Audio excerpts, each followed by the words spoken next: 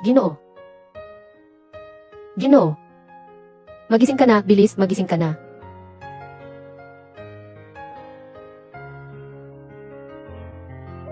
Ginoo. Bakit ka biglang nawalan ng malay? Halika, masyadong malamig sa sahig. Aalalayan kita, dahan-dahan lang ha. Ginoo, ang pera mo. Hawakan mo ng maayos. Ayos ka lang ba? Ayos lang ako.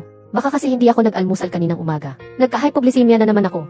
Sir, sabi mo sa araw-araw mong trabaho, sapat na ang hirap na dinaranas mo. Kailangan mong alagaan ang iyong kalusugan. Salamat sa'yo, iha. Ay, tama nga pala. Heto, kunin mo ang perang ito. Hindi po pwede. Ginoo, hindi ko po matatanggap ang ganito karaming pera. Ang pagtulong sa kapwa ay siyang tunay na kaligayahan. Saka na nga, ang delikado ng sitwasyon mo kanina. Itong gusaling ito, ang daming taong dumadaan dito. Kahit sino ang makakita, siguradong tutulong. Hindi ko talaga matatanggap ang perang ito. Ay, sir. May nararamdaman ka pa bang hindi maganda? Ganito na lang kaya. Sasamahan kita papunta sa lounge para makaupo ka muna. Hindi ba kita maabala sa trabaho mo? Ayos lang, mas mahalaga ang kalusugan mo. Tara na, bilisan natin. Salamat, dahan-dahan lang, huwag kang magmadali.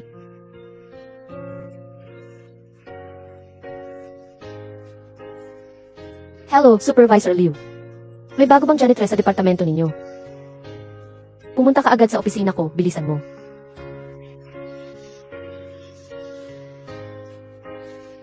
Sir Q, hinahanap niyo po ako. Supervisor Liu, may bago bang janitress sa departamento ninyo? May bagong janitress na bata pa, medyo bata pa siya. Bakit po? Ganito kasi yon. Kanina umaga, sa may elevator ng kumpanya natin, nahimatay si Ing Elu, ang partner natin. Siya ang tumulong sa kanya. Binigyan siya ng pera, pero hindi niya tinanggap. Bihira na ang mga batang babae na may ganitong ugali. Talagang bihira iyon. Mayroon akong 50,000 yuan dito. Iabot mo ito sa kanya. Isipin mo na lang na ito ang gantimpala niya sa pagtulong sa iba. And with Q. Talagang karapat dapat tularan ang pagtulong niya sa kapwa.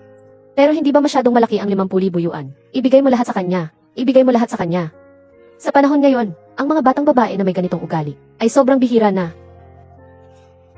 Tama si Ginoong Q. Gagawin ko na agad ngayon. Sige, pumunta ka na. CJ.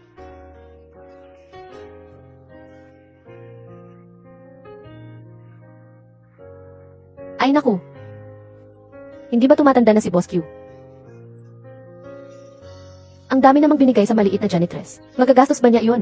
Grabe talaga. Kung ako ang magpapalaya sa janitress na yan, hindi ba't mapupunta na sa akin lahat ng perang yan? Ang galing ko talaga. Janitor. Supervisor Liu.